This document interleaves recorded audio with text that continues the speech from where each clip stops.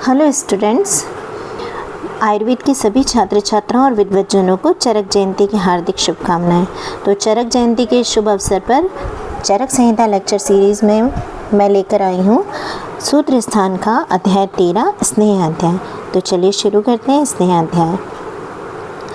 स्नेह का जो जनरल हम मीनिंग करें तो वो होता है स्निग्ध। सामान्य अर्थ उसका स्निग्ध होता है। परिभाषा क्या कही गई है? स्नेहनम स्नेह विष्यंद मार्दव क्लीद कारकम, अर्थात जो भी प्रक्रियाएं जिनके द्वारा शरीर में स्निग्धता उत्पन्न होती है, दोषों का विलयन होता है यानी विषंदता उत्पन्न होती है, मार्दव यानी मृदुता उत्पन्न होती है और जो क्लेद उत्पन्न करता है, ऐसी जो भी प्रक्रिया हैं शरीर में, वो उन सभी प्रक्रियाओं को स्नेहन कहते हैं। स्नेहन की आवश्यकता क्या है? तो अष्टांग हृदय का सूत्र मैं यहाँ बता रही हूँ, जिसमें बहुत अच्छे से इस चीज़ को समझाया गया है कि स्नेहन की आवश्यकता क्या रहती है। तो जो भी स्नेह स्वेद अनभ्यस्य कुर्यात संशोधनम, तो यह जो भी व्यक्ति स्नेहन और स्वेदन का अभ्यास किए बगैर रोगी का संशोधन कराता है, दारु शुष्कमिव आनामे शरीरम तस्य दीर्यते, तो उसका शरीर उसी प्रकार से दीर्ण हो जाता है यानी टूट जाता है जिस तरह से अगर शुष्क दारू यानी शुष्क जो वृक्ष है उसको हम झुकाने की कोशिश करते हैं तो वो टूट जाती है। तो इसलिए स्नेहन स्वेदन किए बिना कोई भी संशोधन प्रयुक्त नहीं किया जाता है जिससे रोगी के शरीर को नुकसान पहुँचे। तो यहाँ पर सबसे पहले तो मैं ये बता देती हूँ कि चरक संहिता के 13वें अध्याय में स्नेहन अध्याय का जो वर्णन किया गया है उसकी प्रासंगिकता क्या है। तो 13वें अध्याय से पहले निर्देश चतुष्क के अंतर्गत वात कलाकली अध्याय का वर्णन हमने किया था। वात कलाकलीय, तो वात कलाकली अध्याय में वात के गुण और दोषों को वर्णित किया गया था, जिसके अंतर्गत हमने शरीरचर और अशरीरचर यानी संसार में चलने वाली वायु के गुण और दोष सभी बताए थे। तो दोषों को जरा मैं आपको एक बार याद दिलाती हूँ कि जैसे वात अगर ज़्यादा प्रकोपित हो जाए संसार की वायु, तो वो क्या कर देती है, बड़े बड़े सागरों को मथ देती है और पेड़ों को जड़ से ही उखाड़ फेंकती है, चोटियों की चोटियों को तोड़ देती है। तो वायु अगर प्रकोपित हो जाए तो बहुत ही ज़्यादा उत्पात मचाने वाली होती है। इसीलिए वायु को भगवान और ईश्वर भी कहा गया है आयुर्वेद में। तो जिस तरह से वो संसार में उत्पात मचाती है, बिल्कुल उसी तरीके से शरीर के अंदर अगर वायु का अत्यधिक प्रकोप हो जाए तो वो शरीर को भी नष्ट भ्रष्ट कर सकती है। तो इसलिए इस बात को ध्यान में रखते हुए वात के कला और अकला बताते हुए उसके बाद उन्होंने स्नेह अध्याय के अंतर्गत वात के शमन के उपायों का वर्णन किया, क्योंकि वात के शमन में सबसे प्रमुख प्रक्रिया है स्नेहन कर्म। इसी प्रकार चूँकि अभी निर्देश चतुष्क तक सभी मतलब जो भी महत्वपूर्ण बातें चिकित्सा के लिए आवश्यक थीं उन्हें बताते हुए आचार्य अब चिकित्सा के पक्ष पर लेकर जा रहे हैं अपने शिष्यों को। तो चिकित्सा जो कि संशोधन चिकित्सा है उसके पूर्व कर्म के रूप में स्नेहन और स्वेदन का प्रयोग किया जाता है। तो संशोधन चिकित्सा का भी प्रारंभ स्नेहन कर्म से होता है, इसलिए भी यहाँ पर स्नेहन अध्याय का प्रथम वर्णन किया गया है। तो स्नेहन अध्याय के वर्णन में अग्निवेश महर्षि आत्रेय से जो प्रश्न पूछते हैं वो प्रश्न सभी स्नेह के प्रक्रिया का पूरी तरह से विवरण करने के लिए हैं, या हम कहें कि वो टॉपिक्स हैं। तो यहाँ कौन से प्रश्न पूछे गए हैं? स्नेह किम योनिया, स्नेह की योनि क्या है यानी उत्पत्ति स्थान क्या है, कितने प्रकार के स्नेह होते हैं, स्नेह के गुण पृथक पृथक क्या हैं, और स्नेह का काल और अनुपान क्या है, उसकी विचारणाएं कितने प्रकार की होती हैं और कौन कौन सी होती हैं, स्नेह की मात्रा क्या है और कौन सी मात्रा किस व्यक्तियों में उपदेशित की गई है, कष्ट केभ्यो हित स्नेह, कौन सा स्नेह किन व्यक्तियों के लिए हितकारी होता है, स्नेह का प्रकर्ष काल क्या होता है, स्नेह यानी स्नेह के योग्य कौन है और कौन स्नेहन के अयोग्य है, स्निग्ध अस्निग्ध और अति स्निग्ध के लक्षण क्या है, स्नेह पान के पहले क्या पीना चाहिए, और स्नेह जब पच जाता है शरीर में, उसका जीर्ण हो जाता है तो उसके पश्चात क्या हित करे और क्या हित करे, मृदु क्रूर कोष्ठी किसे कहते हैं, स्नेह पान की व्यापद यानी उपद्रव क्या है यदि अविधि पूर्वक स्नेहपान किया गया है, और उन व्यापदों की सिद्धि क्या है, और यदि हम अच्छे संशोधन दे रहे हैं व्यक्ति को तो उसमें क्या वृत्ति यानी प्रक्रिया करना उचित होता है, और विचारना किस में प्रयुक्त की जाती है और विचारना की विधि क्या है। ये इतने क्वेश्चन महर्षि अग्निवेश ने आत्रेय से पूछे, तो इनका उत्तर के रूप में स्नेह अध्याय का यहाँ पर वर्णन किया गया है। तो सबसे पहला क्वेश्चन था किम योनियाँ हैं, तो इसका उत्तर देते हुए आचार्य बताते हैं कि 2 प्रकार की योनियाँ हैं, स्थावर और जांगम। तो स्थावर के वो यहाँ पर एग्जाम्पल्स दे रहे हैं, जैसे त्रि, प्रियाल, अभिषुक, बहेड़ा यानी विभितक, चित्रा, अभया, एरंड, महुआ, सरसों, कुसुम, बेल, आरुख आदि ये सभी स्नेह के स्थावर स्नेह के आश्रय द्रव्य हैं। तो इसके अतिरिक्त भी बहुत सारे स्नेह होते हैं जिन्हें हम इसके अंतर्गत ही इंक्लूड कर लेते हैं। जांगम द्रव्य, जांगम में उन्होंने बताया है कि जांगम कौन से हैं, मत्स्य, मृग, सपक्षिण, यानी जो पानी में रहने वाले जीव हैं, जो स्थल पर रहने वाले जीव हैं, और पक्षी, ये जांगम की योनि कहलाते हैं। इनकी क्या चीज़ें उपयोग होती हैं, तो दधि, दूध, घृत, मांस, वसा, मज्जा आदि का प्रयोग होता है स्नेह के। अब यहाँ पर चूँकि स्थावर और जांगम रूप में 2 प्रकार के स्नेह बताए गए हैं, तो मैं मोटे तौर पर यहाँ पर सभी भेदों को ले आई हूँ कि किस प्रकार के भेद स्नेह के रहते हैं। तो योनि भेद से स्थावर जांगम करते हैं, कार्मुक भेद से शोधन, शमन और ग्रहण के रूप में स्नेह बताया जाता है। मात्रा भेद, स्नेह की कौन सी मात्रा, तो आचार्य चरक ने ह्रस्व, मध्यम और उत्तम रूप में 3 मात्राएँ बताई हैं, मात्रा के अनुसार 3 भेद बताए हैं। चरक सुश्रुत ने यहाँ पर 5 भेदों का वर्णन किया है। तो पाक भेद से मृदु, मध्य और खर पाकी स्नेह का वर्णन आता है, और ये चरक में नहीं मिलेगा, लेकिन ये इस तरह के स्नेह के हमें प्रकार मिलते हैं जिनका हमें ध्यान रखना होता है। उपयोग भेद से बाह्य और आभ्यंतर, संज्ञा भेद से अच्छे स्नेह, सद्य स्नेह और 5 प्रश्रुति की पेय, संयोग भेद से यमल यानी 2-2 को मिला के, तीव्रत यानी 3-3 स्नेहों को मिला के, और महान यानी चतुर स्नेह का प्रयोग करना। तो ये सिर्फ संक्षेप मात्र था। चलिए अब हम स्नेहन की जो आचार्य चरक के द्वारा इम्पॉर्टेंट चीज़ें बताई गई हैं वो यहाँ पर अध्ययन करते हैं। तो सबसे पहले बताया है स्थावर स्नेह में तिल तेल और एरंड तेल विशिष्ट माने गए हैं। तो उसका श्लोक दिया, सर्वेषां तेल जातानां तिल तेलम विशिष्यते बलार्थे स्नेहने चाग्र्यम, यानी तिल तेल जो है बलार्थ के लिए और स्नेहन कर्म के लिए अग्र्य माना जाता है, यानी प्रधान माना जाता है, और स्थावर स्नेहों में एरंड तेल विरेचन के लिए सबसे ज़्यादा श्रेष्ठ माना जाता है। तो यहाँ पर एरंड तेल के उन्होंने गुण भी बता दिए हैं कि एरंड तेल कटुष्ण होता है और वात श्लेष्महर होता है और गुरु होता है।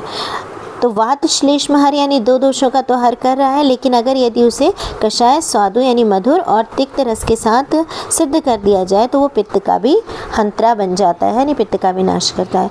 तो इस प्रकार से एरंड का तेल त्रिदोष व्याधियों में ही स्नेहन और स्नेह विरेचन के लिए उपयोग किया जाता है। स्नेहन युक्त जो विरेचन है उसे देने के लिए प्रयुक्त किया जाता है। कति स्नेहा, ये दूसरा क्वेश्चन पूछा था अग्निवेश ने, तो उसका उत्तर बताते हुए आचार्य चरक ने बताया कि 4 प्रकार के स्नेह माने गए हैं, सर्पी, तेल, वसा और मज्जा। तो यहाँ पर सर्पी सर्वोत्तम माना जाता है, सर्वोत्तम सर्पी है। तो यहाँ पर स्थावर और जांगम दोनों स्नेह की बात की जा रही है, इसलिए सभी प्रकार के जो चतुर्विध स्नेह हैं उनमें सर्पी को सर्वोत्तम माना गया है। क्यों माना गया है, तो उसका कारण आचार्य बताते हैं संस्कारस्य अनुवर्तनात्। सर्पी में या घृत में संस्कारस्य अनुवर्तन का गुण होता है। तो संस्कारस्य अनुवर्तन को टीकाकारों द्वारा एक्सप्लेन किया गया है। ये कहा गया है कि संस्कार किसे कहते हैं, तो संस्कार का नाम है संस्कारो नाम गुणांतराधानम, यानी किसी भी द्रव्य में दूसरे गुणों का आधान कर देना, दूसरे गुणों की उत्पत्ति करा देना संस्कार का कार्य क्षेत्र है।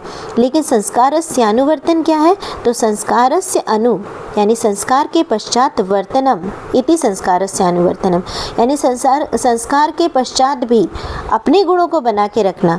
गुणांतराधान तो हो गया है, लेकिन उसके पश्चात भी अपने गुणों को नहीं छोड़ना, अपने गुणों को अपने में धारण करना, यह गुण सर्पी में पाया जाता है। इसलिए कहते हैं कि सर्पी सर्वश्रेष्ठ है, क्योंकि उसमें संस्कार से अनुवर्तन पाया जाता है।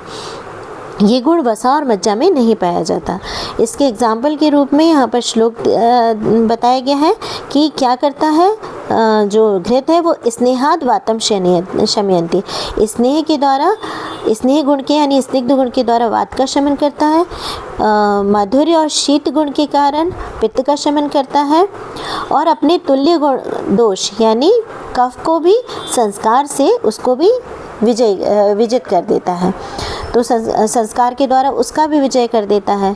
और दूसरा श्लोक क्या बताया गया, ना अन्य स्नेहस तथा कश्चित संस्कारम अनुवर्तते, कोई भी ऐसा स्नेह नहीं है जो इस प्रकार से संस्कार का अनुवर्तन करता है जिस प्रकार से घृत करता है, इसलिए सर्पी को सर्व स्नेहों में उत्तम कहा गया है। यहाँ टीकाकारों द्वारा कुछ बातें डिस्कशंस किए गए हैं, जिसके अनुसार कुछ टीकाकार जो है वो कहते हैं कि तेल और घृत दोनों में ही संस्कार का अनुवर्तन पाया जाता है, क्योंकि घृत को भी अगर शीत होते हुए भी अगर हम उष्ण द्रव्यों से सिद्ध करें तो उष्ण वीर्य घृत उससे भी प्राप्त हो जाता है, और अगर हम तेल को शीत द्रव्यों से सिद्ध करें तो शीत गुण उसमें भी धारण हो जाता है। तो कुछ कहते हैं कि संस्कार से अनुवर्तन दोनों में पाया जाता है, मतलब वो शीत और गुण को, उष्ण गुण को तो अपने छोड़ देते हैं परंतु स्निग्ध गुण को अपने बना कर रखते हैं। लेकिन यहाँ पर चक्रपाणी संस्कार से अनुवर्तन का घृत में विशिष्टता बताते हुए कहते हैं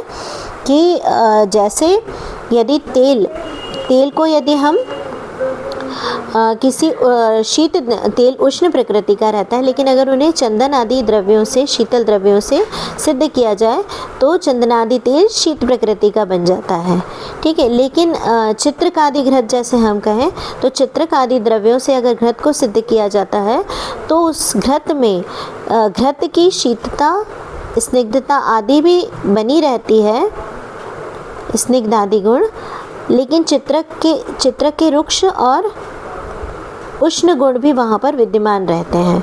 अब ये दो गुण विपरीत जो है वो एक साथ कैसे रह सकते हैं, तो इसका एक्सप्लेनेशन करते हुए चक्रपाणी कहते हैं कि इनके आश्रय भिन्न रहते हैं। इन गुणों का आश्रय यानी जब चित्रकादि घृत जैसे घृत होते हैं उसमें घृत का आश्रय लेते हुए शीत और स्निग्ध गुण रहते हैं, और चित्रक का आश्रय लेते हुए रुक्ष और उष्ण गुण रहते हैं, इसलिए विरोध नहीं होता है।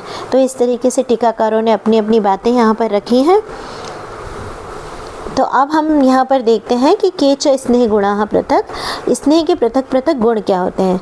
तो घृत के गुण, घृत पित्तानिल हरम, ये सब हम जानते हैं कि घृत पित्त और वात का शमन करता है।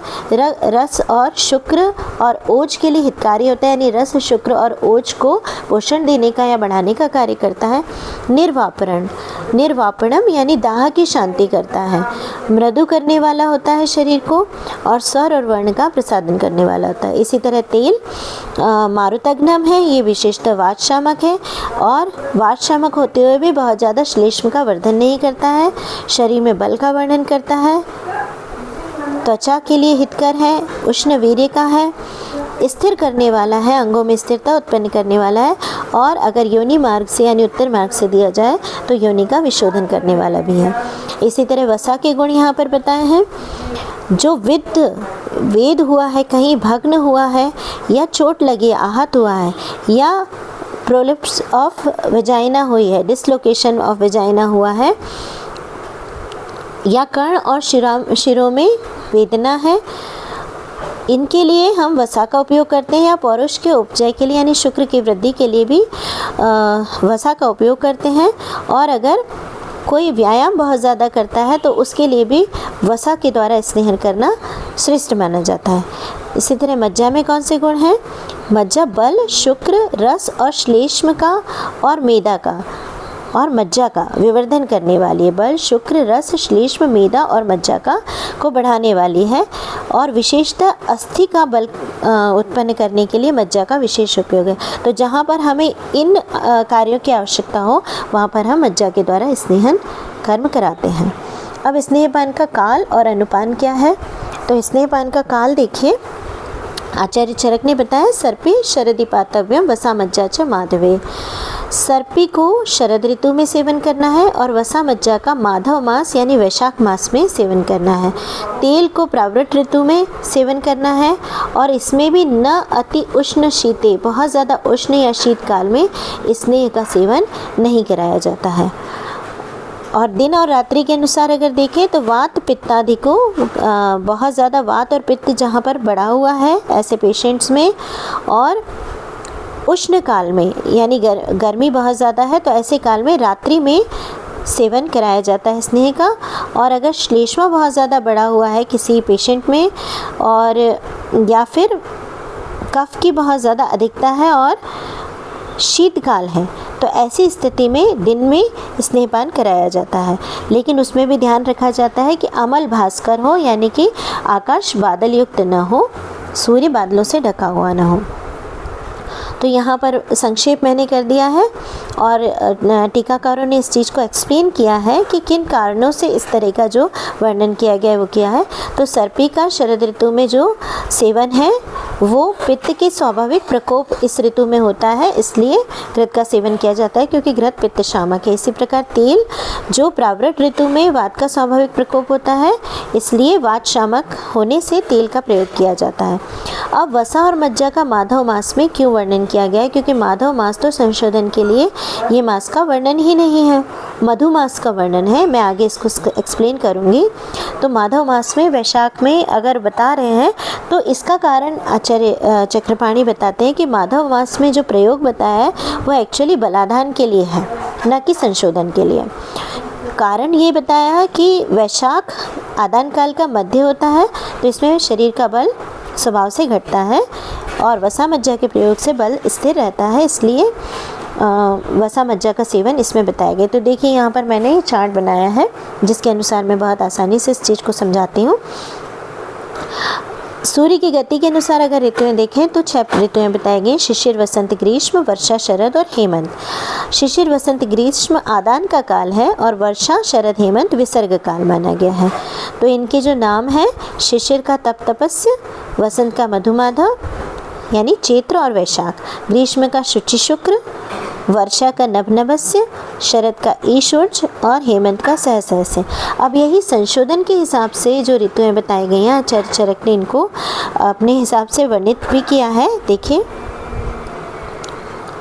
यहाँ पर इन्होंने कहा है हेमंत माधवस्य प्रथमे मासी, नमस्य प्रथमे पुनः, सहस्य प्रथमे चैव हार्ये दोष संचयम। यानी माधव के प्रथमे मासी यानी मधुमास में, नभस्य प्रथमे मासी यानी नभ मास में और सहस्य प्रथमे चैव यानी सह मास में दोष का जो संचय है उसे हमें हरण करना चाहिए, यानी संचित दोष जो पूर्व कालों में हुए हैं उनका नाश करना चाहिए। तो यहाँ पर देखिए जो वसंत ऋतु है संशोधन के हिसाब से तपस्य और मधुमास की है, और इसके आगे की ऋतु है माधव और शुचि मास की। और संशोधन के लिए जो कफ के निर्हरण का काल बताया गया है वो माधवस्य प्रथमे मासी यानी मधुमास बताया गया है। इसी प्रकार से प्रावृत ऋतु शुक्र और नभ मास की है और वर्षा ऋतु नभस्य और ईश मास की है। और नभस्य प्रथमे मासी यानी नभ मास में जो ग्रीष्म ऋतु में संचित वात है उसको संशोधन के लिए बताया गया। इसी प्रकार शरद ऋतु ऊर्ज और सहमास की है और हेमंत ऋतु सहस्य और तप मास की है। और यहाँ पर सहस्य प्रथमे चैव यानी सहस्य मास के पूर्व का मास यानी सह मास में पित्त दोष के निर्हरण को, जो कि वर्षा ऋतु में संचित हुआ है, इसका निर्हरण करने के लिए कहा गया है। तो इससे क्लियरली समझ में आता है कि माधव मास में संशोधन के लिए तो नहीं कहा गया, क्योंकि संशोधन के लिए तो मधुमास बताया गया है। तो ये चूँकि ये हेमंत, वसंत और ग्रीष्म आदान काल है, तो यहाँ पर बल धीरे धीरे घट रहा है। तो ये बल के घटने को रोकने के लिए, बल को स्थिर करने के लिए वसंत मास में यानी माधव मास कहना चाहिए, वैशाख मास में सीधे उन्होंने मास बता दिया है कि वैशाख मास में बल का बहुत ज़्यादा घटे नहीं, इसलिए वसा और मज्जा का सेवन बताया गया है। अब यदि इन कालों में न किया जाता है और अगर हम जो ख़ास तौर पे दिन के हिसाब से बताए गए हैं और ऋतु गर्मी उष्णता के हिसाब से बताए गए उनमें नहीं किया जाता है तो क्या प्रॉब्लम्स हो जाती हैं, तो ये भी आचार्य चरक क्लियर कर दे रहे हैं कि अत्युष्णे व दिवा पीतो वात पित्तादि किन्वा। यदि अत्यंत उष्ण काल में या वात पित्त की अधिकता में दिन में स्नेहपान किया जाएगा तो मूर्छा, पिपासा, उन्माद और कामला इन रोगों को बढ़ा देंगे, है ना, इन रोगों की उत्पत्ति पेशेंट्स में हो जाएगी। और यदि शीतकाल में या श्लेष्मा की अधिकता में रात्रि में स्नेहपान कराया जाएगा तो उस पेशेंट में आना, अरुचि, उदर में शूल और पांडु रोग की वृद्धि हो जाएगी, ऐसे व्यापद उत्पन्न हो जाएंगे। तो इसलिए कभी भी विपरीत काल में स्नेहपान नहीं कराया जाता है। अब स्नेहपान का अनुपान क्या है? तो घृत के लिए उष्ण जल, तेल के लिए युष और वसा और मज्जा के लिए मंड का प्रयोग करने का विधान है। परंतु यदि उपलब्धता नहीं है तो सर्वेषु यानी सभी प्रकार के स्नेहों में उष्ण जल का सेवन कराया जा सकता है, ऐसा विधान बता दिया गया है। अब विचारणाएं, तो विचारणाएं आगे चल के हम बताएंगे कि विचारणाएं किन में प्रयोग की जाती हैं। तो सबसे पहले विचारणाएं होती क्या हैं? तो आचार्य चक्रपाणी इसे एक्सप्लेन कहते हैं कि प्रविचार्यते अवचार्यते अनुकल्पेन उपयुज्यते अनेति प्रविचारणा, अर्थात स्नेह का किसी अनुकल्प के साथ, अनुकल्प यानी भोज्य द्रव्य, है ना, कल्पनाएं तो स्नेह स्वेदन आदि हैं और अनुकल्पना यानी भोज्य द्रव्य। तो भोजन के द्रव्यों के साथ में अगर हम प्रविचार्यते यानी अवचारण करते हैं यानी उपयोग करते हैं, प्रयोग करते हैं स्नेह द्रव्यों का, तो उसे हम कहते हैं प्रविचारणा। और भोजन के द्रव्य यानी ओदन आदेय है, अनुकल्प को बोला गया ओदन आदेय है यानी भात आदि के साथ। इसी प्रकार गंगाधर राय भी इसको और अच्छे से एक्सप्लेन करते हैं कि प्रकर्षेण यानी विशेषात चर्यते, यानी विशेष रूप से चर्या, यानी स्नेह की विशेष रूप से चर्या किस प्रकार से होगी? भक्षण के साथ, पान के साथ, लेह के साथ, अभ्यंजन आदि रूपेण उपसेव्यते, यानी भक्षण के रूप में मतलब ओदन आदि के साथ में, या किसी पान के साथ में, या लेह के रूप में, या अभ्यंग के रूप में अगर हम स्नेह का उपयोग करते हैं तो उसे हम कहते हैं प्रविचारणा, यानी अधिक रूप में भोज्य पदार्थों के रूप में जिस स्नेह का प्रयोग किया जाता है तो उसे प्रविचारणा कहते हैं। तो प्रविचारणा आचार्य चरक ने 24 बताई हैं, जिनके नाम गिना है ओदनश्च विलेपी च रसो मासम पयोदधि यवागु सूप शाकौ च युष्य कामलिकः कट सक्तवस् तिल पिष्टम च मध्य लेहास्तथैव च भक्ष्यभ्यंजनम वस्तिस् तथा चोत्तरवस्तेः गंडूष कर्णतेलम च नस्त कर्णाक्षितर्पणम चतुर्विंशतिर इत्येता स्नेहस्य प्रविचारणा। तो ये प्रविचारणाएं यहाँ पर मैंने उनको लिख दिया है टीकाओं से कि किस प्रकार से बनती हैं। इसका विशेष अध्ययन आप भविष्य कल्पना में कर सकते हैं, पथ्य कल्पना के अंतर्गत। तो यह आयुर्वेद में इसको कृतान्न वर्ग भी कहा गया है। तो ओदन क्या है? अन्न को यदि 5 गुना जल में पकाकर सिद्ध करते हैं और जलीयांश को निकाल देते हैं तो उसे ओदन कहा जाता है। विलेपी किसे कहते हैं? यदि अन्न को अवकुट कर 4 गुना जल में पकाते हैं जिससे चावल पक जाए और जल का आधा भाग शेष भी रहे ना, तो विलेपी तो चतुर्गुणे विलेपी विरल द्रवाहा, तो ये इसमें जल का भाग शेष रहता है, उसे हम विलेपी कहते हैं। और जल मात्रा कितनी होती है? 4 गुना रहती है। रस, मांस से जो द्रव भाग तैयार किया जाता है, यानी मांस रस को ही रस कहा जाता है। और मांस यानी ताजे मांस को विधिपूर्वक तैयार करना। पयः दूध है, दही के रूप में स्नेह का सेवन करना। और यवागु यानी 6 गुना जल में यदि अन्न को यवकुट करके पकाया जाता है जिसमें अन्न का अंश ज़्यादा रहता है और जल का अंश कम रहता है तो उसे यवागु कहते हैं। सूप में शिम्बी धान्य का उपयोग होता है। शिम्बी धान्य यानी दालें आदि, तो दालों को यदि यवकुट कर 14 या 18 गुना जल में पकाया जाता है और चौथाई शेष रहने पर इसका उपयोग करते हैं तो वह सूप कहलाता है। काम्बलिक, तिल और उड़द के कल्क में दही, खटाई, नमक और तेल मिलाकर जिसे पकाकर तैयार करते हैं तो उसे काम्बलिक कहा जाता है।